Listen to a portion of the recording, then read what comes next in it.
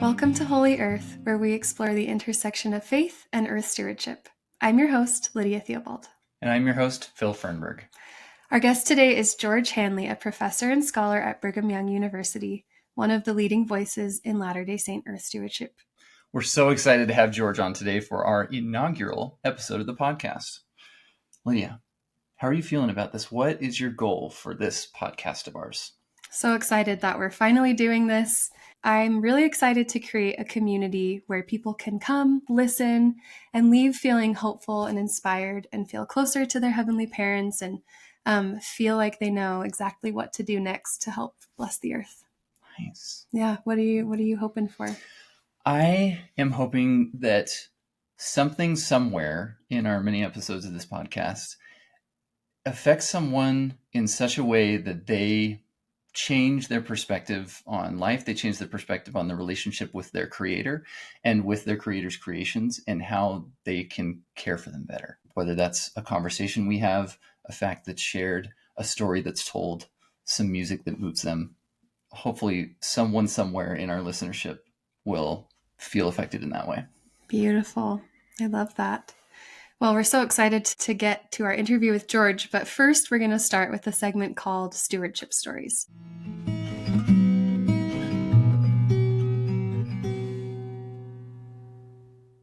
It's really exciting to share these stories because it's so easy to feel helpless when we think about what's happening in the earth and feel like there's nothing we can do. So it feels really good to hear about things people are doing to make a difference. So what do we have today?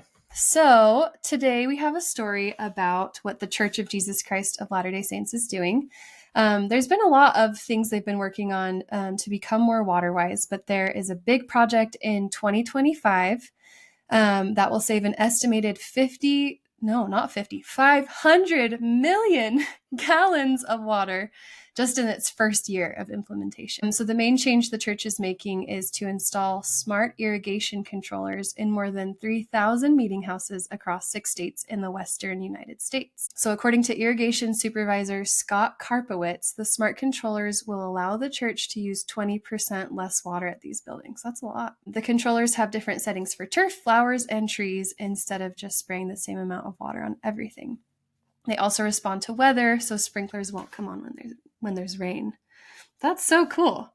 Yeah. Yes. And so I feel like you're pretty familiar with water conservation issues. So what's your angle on all of this? I am a little familiar with it. This is a story that's near and dear to my heart because my day job is as a landscape architecture professor up at Utah State University. And one of the things that we specialize in up there is water-wise landscapes. And this is an effort that's been put out and helped being led by the sustainability manager of the church, Jenica Sedgwick, amongst many others on the church team. And I've been a little privy to their efforts, and it's been quite amazing. They started by doing these pilot projects at different buildings around and saying, okay, is it worthwhile? Does it save water? Does it save money? Does it save resources? And this, the answer, as we're seeing, is yes. And they want to continue to scale it up as much as possible. And I really love that because one of the things that always has hurt my heart sometimes is when I drive by church buildings in the middle of a desert and there's acres of grass all around it that's overwatered, which is great. We want it lush and green, but we also want to make sure that we are conserving water, especially in the West, because for those not familiar that are listening, the Western United States has many different water issues. And this is just one of a cadre of many things the church is doing in water. So another example of this is just a couple of years ago, the church donated in perpetuity 20,000 acre feet of water to the Great Salt Lake, because obviously it's near church headquarters. The Great Salt Lake has many water issues and ecological issues we're dealing with. And that was a big move because the church is showing that they want to do the best they can to be an example for water conservation. And just to give people a little tidbit of what that means, because acre feet is kind of hard to understand. That's millions and millions of gallons of water. It's, I think, upwards of almost 10,000 Olympic swimming pools much of water. Oh my gosh. So it's a lot of water. Yeah. And the lake needs orders of magnitude more than that. So it's really great to see stories like this, especially where we live in the West, where water is sacred and is increasingly scarce. Yeah. So anyways, great story. I'm glad that you shared that. Yeah. So great to hear the church kind of reshaping how we think about our relationship with the earth, not just as individuals, but as an entire church. Yeah. which is a great segue into our guest, because I know that George has been instrumental in helping both of us rethink our relationship with the earth. Absolutely. So George Handley is a professor of interdisciplinary humanities at BYU and a passionate advocate for earth stewardship within the Latter-day Saint tradition. His books, including Home Waters, The Hope of Nature, and If Truth Were a Child, explore the connections between faith, literature, and our responsibility to care for God's creations. He's deeply engaged in helping people of faith see environmental care as a spiritual calling. And he's been an incredibly influential mentor of mine since I was in his environmental humanities classes at BYU. And we're just so excited to spend this time with him today. So let's bring in George Handley. Okay, let's bring him Hi, in. George. Hi, how are you? We're doing well. So good. We're so excited to have you here. Thank you for being here. Where does this podcast find you? I'm at home. I'm in my house. Amazing. With your nice Zion National Park poster. Yeah, I'm Capitol Reef and Arches. So you put those up for this podcast, didn't you? Those are great. Okay, well, thanks so much for being here. We want to start just by hearing your stewardship journey. How have you come to love the earth? Yeah, I don't think I had any sort of unusual experiences in nature when I was young. Although I tell my students I'm old enough that, of course I didn't have any internet or smartphone when I was a boy. And so most of us growing up, I grew up in Connecticut, we played outside all the time, and I had a creek in my backyard. I lived near the Long Island Sound.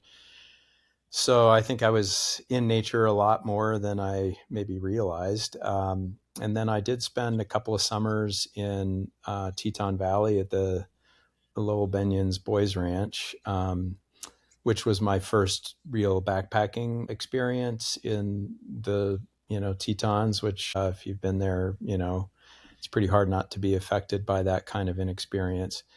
But I don't think I really, connected the dots that I love nature in any inordinate way and that I should try to, be a better steward of the environment. That came much later in my life when I was a professor in Flagstaff, Arizona at Northern Arizona, and they had a pretty strong environmental focus on the campus. And I had just finished my PhD at Berkeley, and I was teaching Latin American culture classes and literature classes, and I was really falling in love with the landscape there and feeling called to the environmental ethos that was so strong on the campus. And 3 years later, I got hired at BYU, and I kind of rediscovered the state that I was born in and had very early childhood memories from, and so that passion grew quite a bit from that point.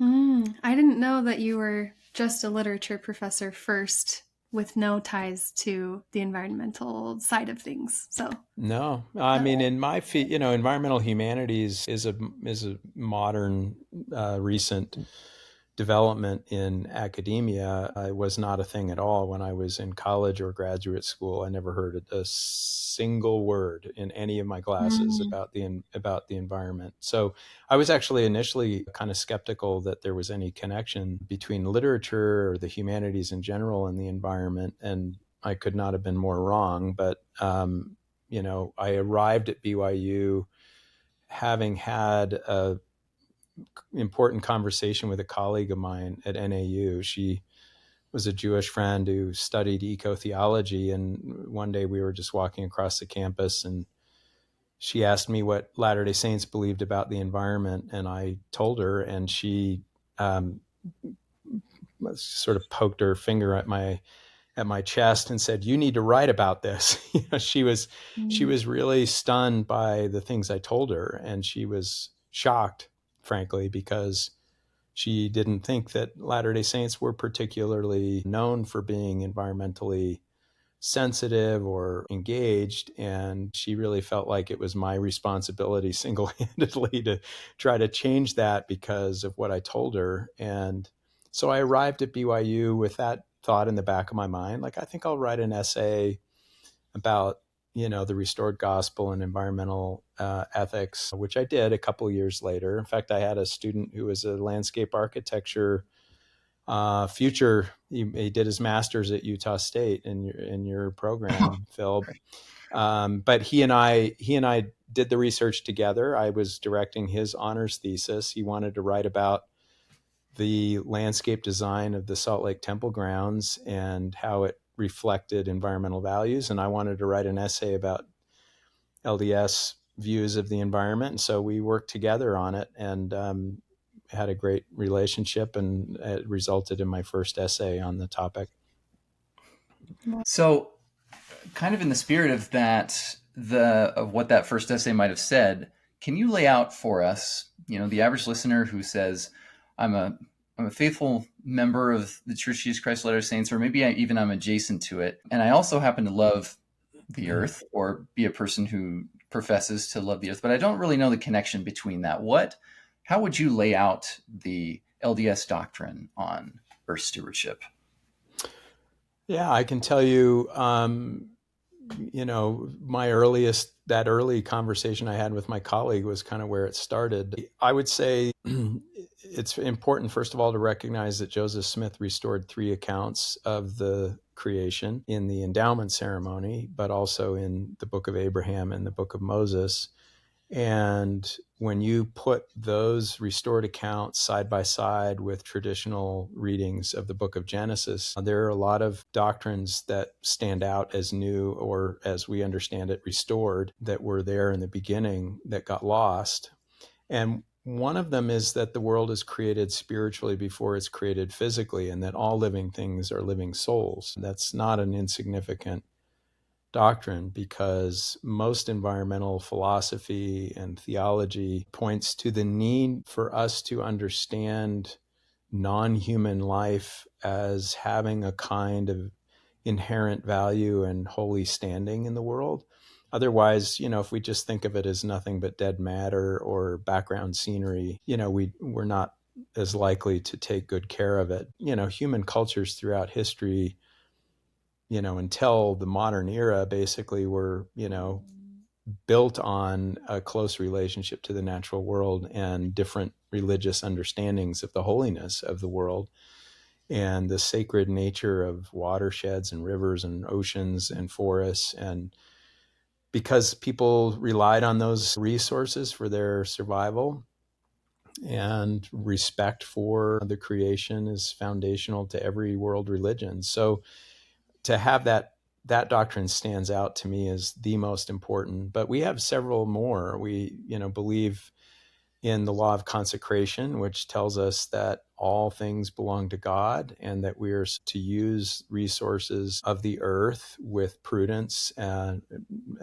not with extortion or aggression, but to learn how to do so. We would say in our modern vocabulary, to do so sustainably. But the law of consecration really makes it clear that our job is to try to distribute natural resources throughout the earth in such a way that everybody has an opportunity to flourish.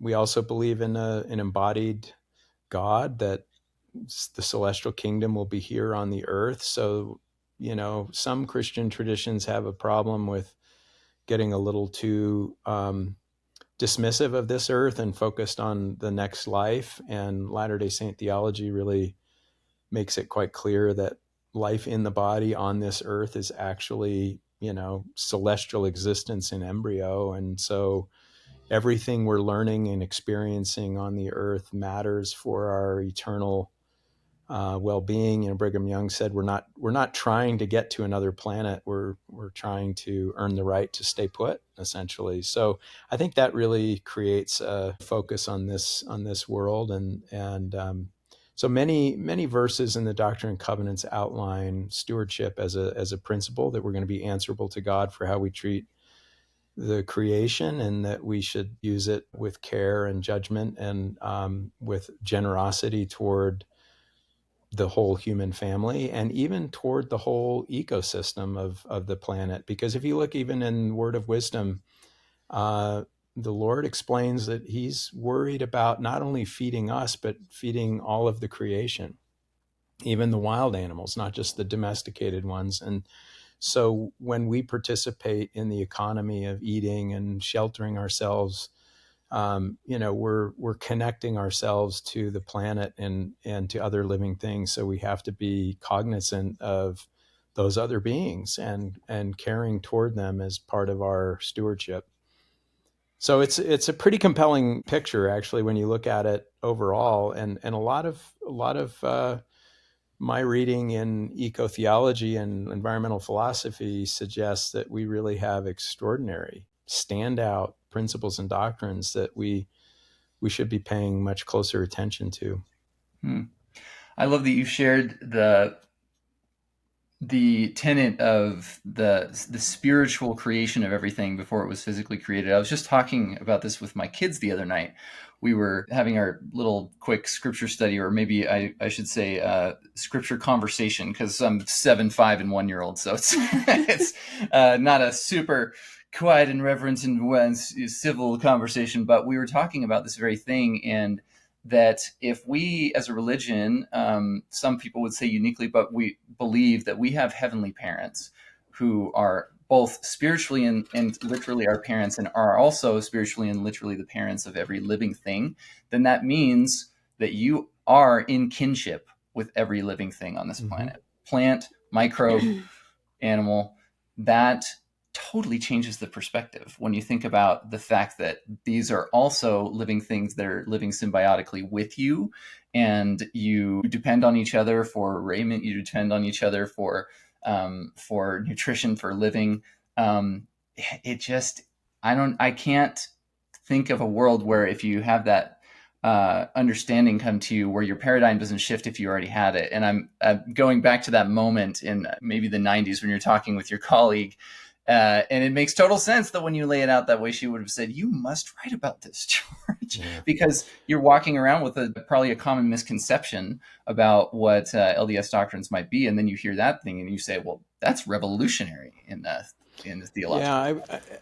Yeah, that's really well said. I think I would add one more thought to yours, and that is that I've come to really feel like one doctrine that I think is pretty important is that Jesus is the creator, right? We understand that he plays a pretty central role in the creation. Exactly what his relationship is to our Heavenly Father, or what Heavenly Mother's role is, we don't know. But when we strive to be like Jesus, it seems to me that we have to learn the heart and mind of the Savior. And that means trying to understand what it means for him to love us as much as he does, and love all of us as much as he does equally.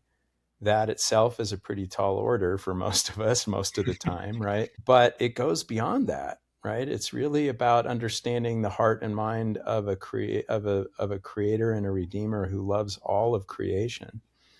And if you look at the book of Job, God is lecturing Job about the creation and trying to help him understand how much God cares for his creation.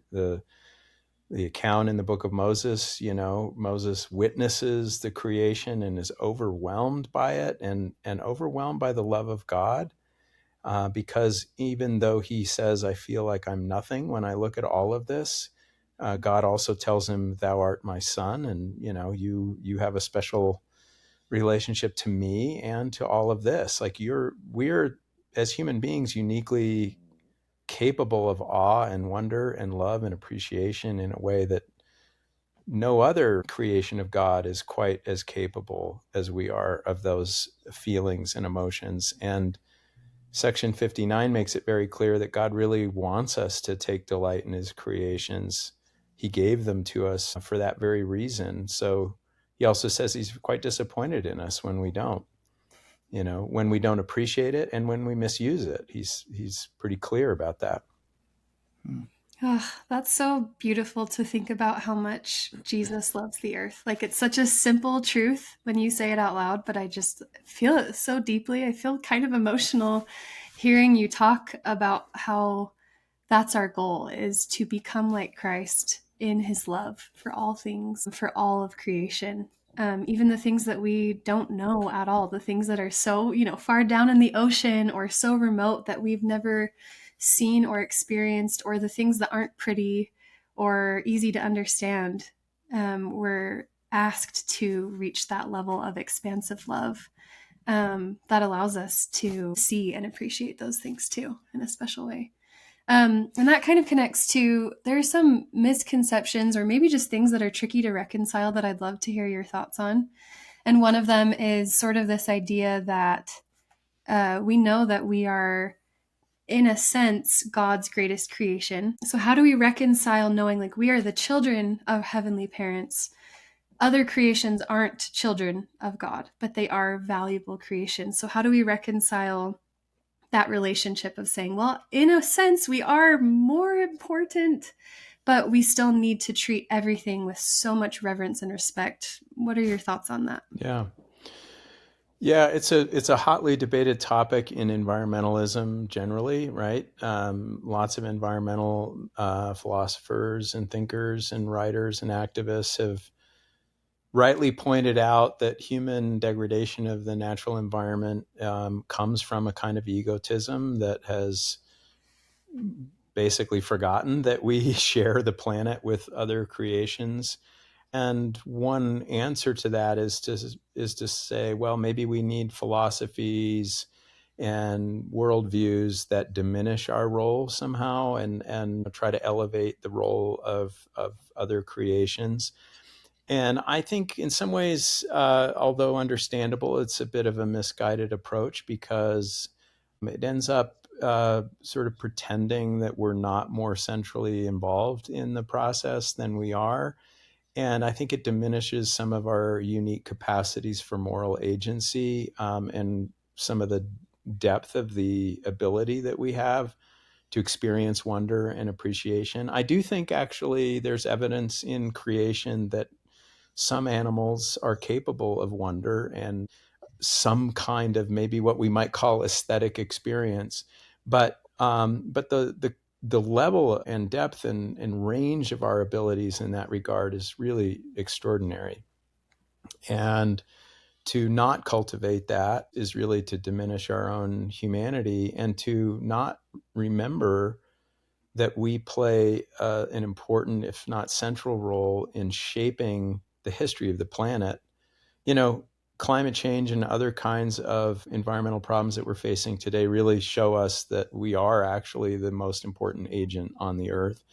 And the issue isn't so much to lament that we are, it's really figuring out how to use that agency more effectively than we have been. And I think, unfortunately, as a result of some of that debate, the environmental problems are often, at least I think historically, I think it's getting better, but it used to be sort of you would pit the logger against the spotted owl, and it was choosing one or the other. You either loved humans or you loved nature. And the abuses in vocabulary that go back and forth in a polarized political environment, environmentalists pointing to human-centered egotism, and then defenders of human economies like logging, and others sort of making fun of people who hug trees. But in my reading of the Doctrine and Covenants, we actually are always commanded to take care of both. We're never given license to only take care of human beings. And in fact, the scriptures really point to not only should we care for both, but that it is the Lord's intention that we do both and that we can. So when it seems to me that an environmental problem looks like a zero-sum game, it's either one or the other, I tend to assume that that's because it's been framed poorly, and that we aren't thinking creatively and innovatively enough to say, can we feed people and do so sustainably over time? Absolutely. There are lots of great examples of how we've been able to do this. When we tell ourselves that we can't, well, then we won't, right? I mean, we'll talk ourselves into a box, and we'll only come up with solutions that help human beings and hurt the environment, or we'll come up with solutions that help the environment but don't really help human beings. So I just take it as a tenet of faith that we're always commanded to do both, and that they're possible, that it's possible to do both. But to the degree that we failed, maybe we have been too egotistical. We haven't been aware as we should be of our neighbors that are non-human. But becoming more aware of them doesn't necessarily solve the problem either, and it's not enough to just care for an ecosystem and not regard human needs. So we have to find a way to balance the two. And I think actually, if you look at Bishop Caussé's landmark General Conference talk in 2022, he makes it very clear that Latter-day Saints are called to care for the poor. We're called to care for people. Nothing has changed in that regard. But what he does say is, you look at those last couple of lines in the talk. He says, when the Lord says, well done, thou good and faithful servant, he's not just going to be addressing our treatment of other human beings. He's going to be addressing our treatment of his creations. They go hand in hand. I think that's just such an extraordinary and inspiring call. I love that. I'm thinking about the word dominion and how when I studied it, I think it was when I was in your class probably, it comes from the root that is the same as the Latin word for lord. And if you think about like a lord in feudal systems, I shouldn't be talking about this because I can't remember exactly. But I think it's all right. We've got a humanist on the call here, so we might be. There you go. So maybe able to answer that. You can comment on this, but if I'm remembering what I read, lords would care for their vassals. They were responsible for the people who lived on their land. They didn't get everything from them. They didn't get to dominate them and use them or abuse them. It was a stewardship. It was a caretaking. And so I think it's very easy when we hear the word dominion to think of the word domination and think that, we have dominion over the earth. We get to do whatever we want. We get to dominate it. But the word dominion really means to be a caretaker. And we have a unique responsibility as human beings, as children of God, that other animals don't. Other creations don't have that stewardship to take care of the earth, and they don't need to because they just live in natural rhythms. But I think that's a really powerful idea. Yeah, there's a pretty long tradition in Christian thought, in American Christian thought in particular, that's very focused on dominion as a justification for environmental exploitation for human benefit, right? There's a couple of flaws with that, and one is that you actually can't help human beings over the long term when you hurt the environment. So you can extract benefit in the short term, but who are you hurting? You're hurting your own grandchildren, right? You're hurting the future generations of the country, of your community. So it's not actually a wise principle to, exploit the natural world in a way that hurts future generations. I like the doctrine in Malachi of the hearts of the fathers being turned to the children, right? There's something important about starting to live your life for the future. And with, of course, our hearts also being turned to the past so that we understand where we come from, what our heritage is, but we live for, I have grandkids now. I have a 4-year-old and a couple of 2-year-olds and a 1-year-old. And they're going to be in their 80s in 2100 and beyond. And so it's very real to me what kind of world we're going to pass on to them. So it is actually, for me, it's a very human-centered question. But I think the other mistake some Christians have made that these are ideas that have creeped into our culture. One is, hey, we can just do what we want with the environment. It doesn't really matter because that's what we're here for. The other is sort of that, time is short, Lord is coming again. It doesn't really matter because the earth is going to burn, and we're Mm. we're just kind of in the last days. So it doesn't that kind of moral short-termism is really dangerous, because it leads to some really dismissive ideas that are very disrespectful of the Lord's love for his creations. And Jesus, I mean, going back to Jesus, the heart and mind of Jesus is also, he suffered not just for our sins, but he suffered for all of creation. So, when we harm the creation, we're doing harm to him, I think. And I think we should behave the same way, whether the Lord comes tomorrow or in 100 years. We shouldn't change the way we behave just because he's near. In fact, if he is near, it seems to me that I want to live more like him more urgently, rather than, try to get as much as I can before it's too late. I mean, Yeah. that's a different kind of attitude that I don't think is very consistent with the gospel. And that seems kind of spelled out too in those scriptures in Doctrine and Covenants, right? Where there's the one that says, look, there is enough and to spare, but that doesn't mean you just use it willy-nilly. You don't use it by extortion. You don't use it in excess. And by the way, if you don't use that enough and to spare to care for your kin, for the poor and the needy, if you don't use those things wisely, then woe be unto you, so to speak. And to me, it's interesting that we try to compartmentalize those things, because it's almost, at least in most of the readings that I personally have seen, there's almost always a connection. There's almost always a modifier that says, if we're telling you of abundance, we're also telling you of responsibility. Yeah. Yeah. Environmental problems are often problems of inequitable distribution of resources. It's not that there aren't enough resources. It's just that there's scarcity in certain sectors of society and there's overabundance in others.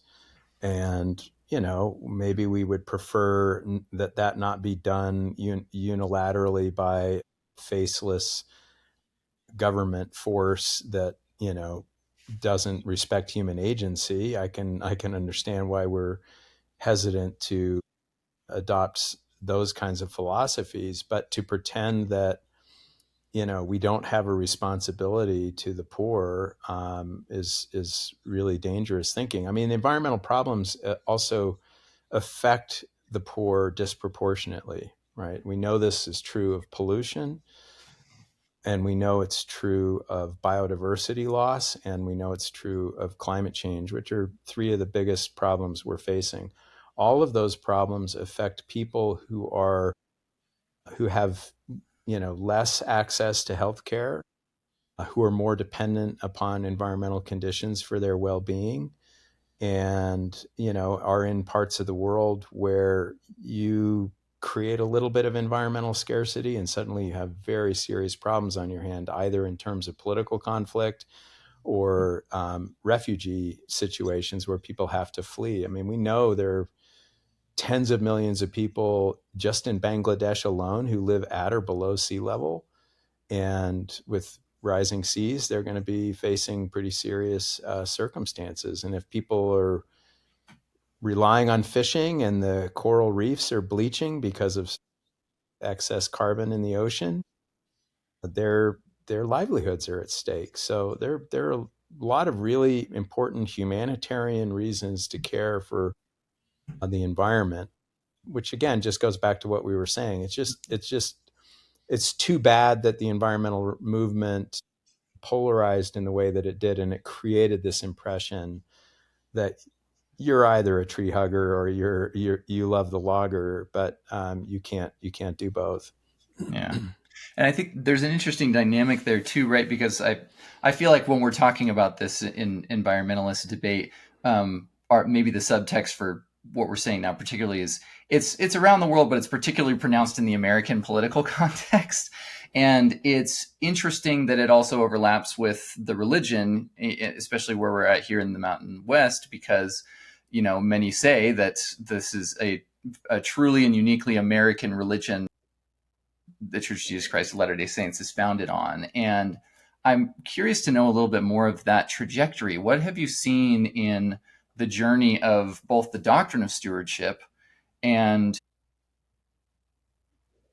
the culture of stewardship within the church body politic over time? Yeah, it's been pretty amazing over the course of my I mean, I'm 60, so I guess I can't say relatively short life anymore. I'm now on the relatively long life end of the spectrum. Uh, hopefully I have at least a third of my life left. But I've been at BYU 28 years, and the church and the institutional church of Jesus Christ of Latter-day Saints has changed dramatically in that time. We have Bishop Caussey's talk and general conference. Before that, Elder Marcus Nash gave a landmark speech as a general authority representing the church at a conference I attended at the University of Utah back in 2013 or so. And that was later published in the Ensign magazine, what was then known as the Ensign magazine.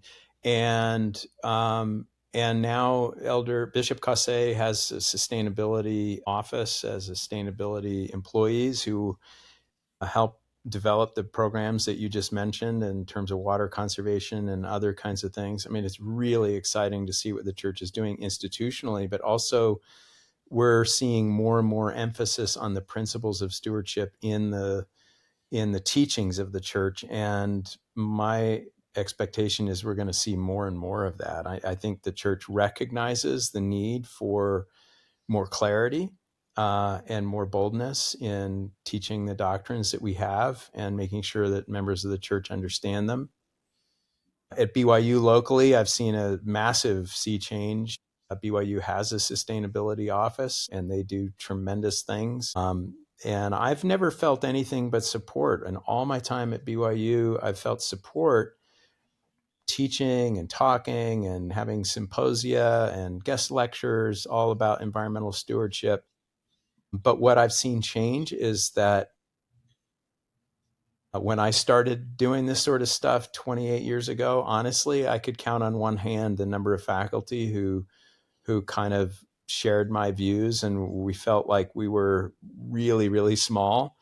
And I now run a new minor in the Kennedy Center called Global Environmental Studies, and we have over 60 affiliates, and we have affiliated faculty in the business school, in engineering, all the life sciences, social sciences, humanities. It's amazing. So increasingly, faculty are talking about this sort of stuff, and students, increasingly just come at age 18. They're already like, hey, where can I get involved in service projects to help the environment? Or, is there a club on campus that I can do stuff?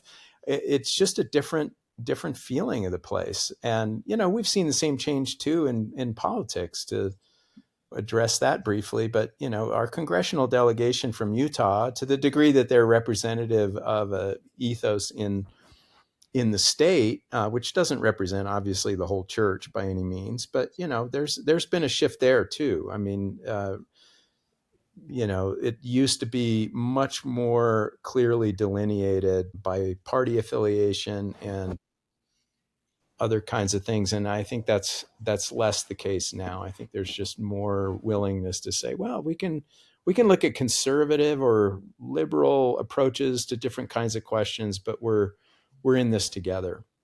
Mm-hmm.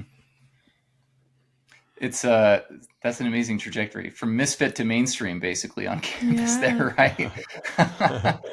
Yeah, well, it's funny. I have a little anecdote. This is probably 2001 or 2002, so this is very early. I did a little panel discussion about LDS conceptions of environmental stewardship, and we invited a handful of faculty to talk about it, and we invited some students.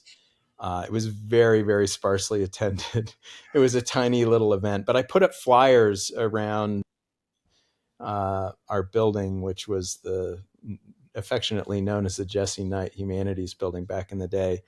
And the flyer said something like, and we used the word Mormon back then. It was like, what does Mormonism say about environmental stewardship, or something like that?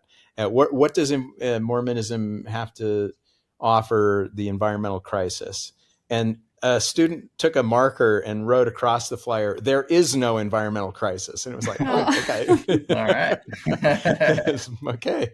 I mean, maybe there's some people who feel that way and, feel like environmentalism is too extreme. And there are extreme elements in environmentalism that I myself don't subscribe to. So I sympathize with that. But I think people nowadays realize, yeah, but you can overreact, right? You can sort of say, "Oh, I don't like the way that's being done," and that's not something we do.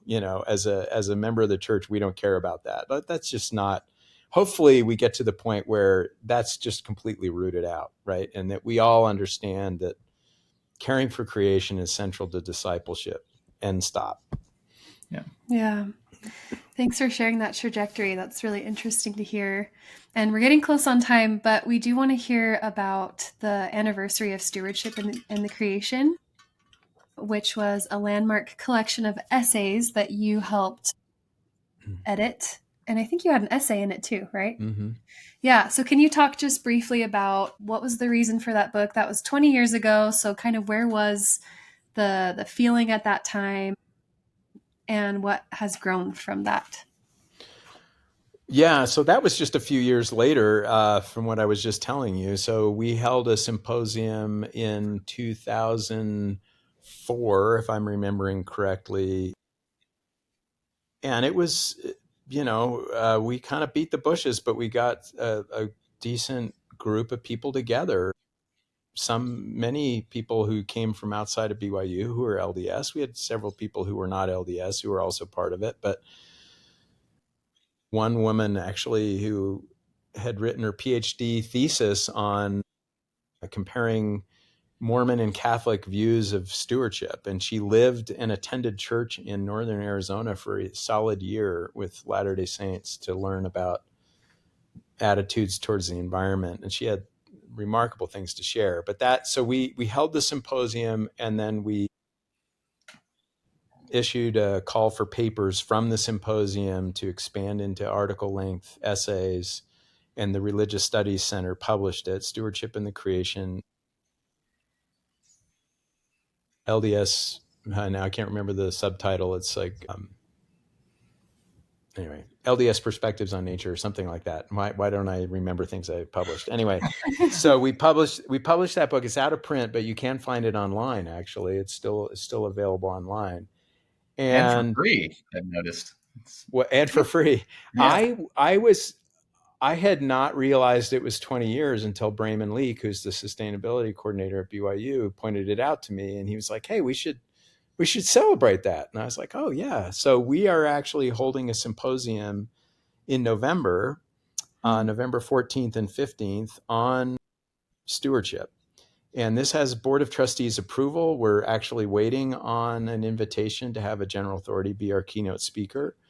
And we're very excited about it. And we want to publish a sort of revisiting of the 20 years reflection.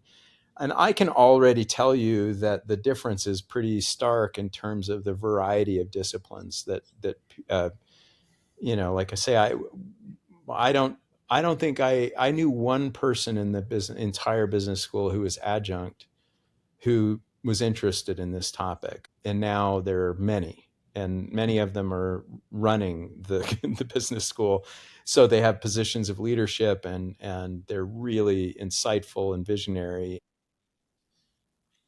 It's just the variety of disciplines is pretty impressive. So I think it's going to be exciting to reflect on how far we've come, and where do we go from here. I think we still feel like there's so much more work to do. So Yeah. it'll be fun. It'll be exciting. Oh, that's so cool. Right. I just feel lit up like hearing about the growth and the expansion. And go ahead, Phil. I was just going to say, I looked it up, and it is LDS Perspectives on the Environment. Is this? There you go. Thank you. I knew. Yeah. No, it is going to be exciting. So the date, the time and place, if one wants to go and see this, be a part of it. We will be in the Mazer building, which is where Honors is housed, and it will be on the during the day on November 14th and November 15th. That's a Friday and a Saturday. It'll be open to the public. It'll be free. So we'll have more information as we get closer. But yeah, it'll be fun. Yeah, sounds amazing. And like I say, we're still waiting on official word about a keynote speaker, and that will, of course, be a big attraction. Yeah. We hope so. That'll be spectacular. And for those that are unfamiliar with the Brigham Young University campus, the Mazer Building is one of the most historic and, in my opinion, aesthetically pleasing buildings to be in when you're in the theater. It's just it reeks in a positive way of old academe. I love it. I love it in there. So it'll be and it's right at the edge of the hill there that BYU sits on. So we invite everybody to go there. And the organization that supports this podcast, Latter-day Saint or Stewardship, of which we should also mention, George is a founding member, it is going to be highly supportive of this symposium. And so we'll encourage and platform it as much as we can. We're really excited for that. George, we really thank you for your time. We've got 3 last questions for you that we kind of call our speed round of questions that we want to ask every single podcast guest that we have. So if you'll indulge us as we close out. Okay, so the first one is, what is something that our listeners could do starting today that would bless the earth?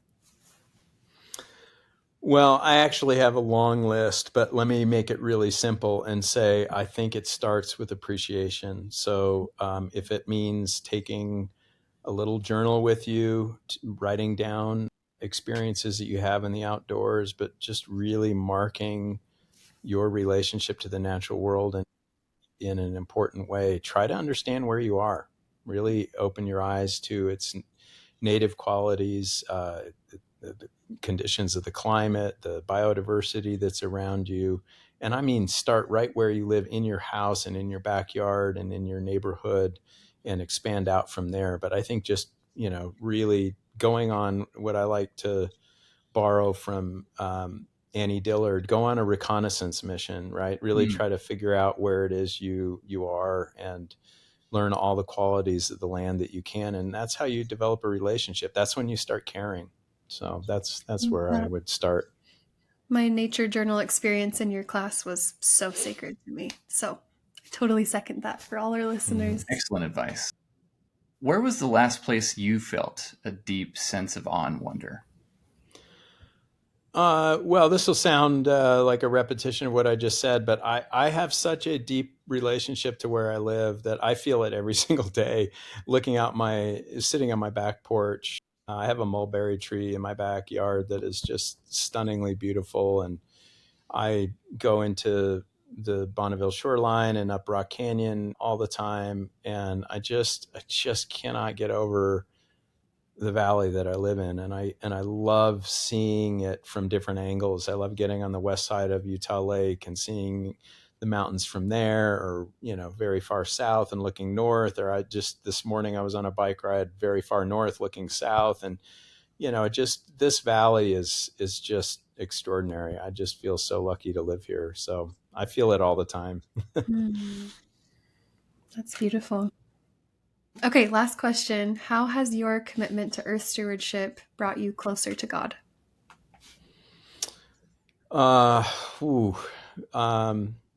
There's a lot to say on that, but it goes back to what I was saying earlier about Jesus.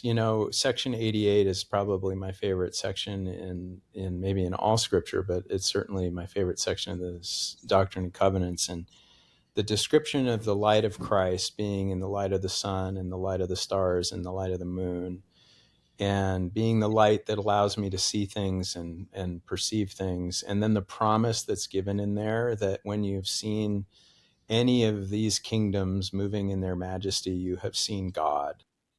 To me, I just feel closer and closer to Christ as I really try to lean into my relationship to the natural world. And we've all experienced it, but I've been healed by nature. But I would say that's because the light of Christ is in the natural world, and I've been healed by Christ. I give him the credit for my healing, but nature's one of his instruments of healing. And I think just being outside and being connected to the elements helps me to feel more alive, helps me to feel more hopeful. It lightens my burdens. I feel, more connected to those I love. I feel more connected to God. So, I mean, it's everything to me. I just, and it doesn't replace church for me. It doesn't replace the temple. It doesn't replace being indoors. But if I'm not also outdoors and connecting to the natural world, I feel like I'm cutting off a major source of solace and hope and spirit. Yeah. Oh, thank you so much. What an incredible episode. I feel like we could just end the whole podcast here and just like this covered so many beautiful things. I feel my cup feels so filled right now. So thank you so much for coming on and sharing everything you shared and for all the years and years of study and, everything you've done to learn all of those things and become the kind of person you are. So thank you for Well, that. thank you to you two for all that you do and for caring so much and giving your lives to good things like this. It's really very moving to me. So thank you. George Handley, it's been a pleasure to have you on. Thank you. It's been my pleasure. And George, where can people go if they want to find your work? Well, the usual places online are pretty helpful. I have books that are available on Amazon. I have a novel that's environmentally themed called American Fork, and a memoir called Home Waters, and a collection of essays about a lot of these doctrinal things called The Hope of Nature. Thank you, Lydia. We got it here. And We've got a George Handley story right here. And I have a couple of online lectures you can find. One was I did at Restore, I think 2 years ago now, or 3, I can't remember. And I did recently did a speech for Silicon Slopes about environmental stewardship that you can find online. So fabulous. Well, I'm going to look forward to looking at some of those talks. Thank you.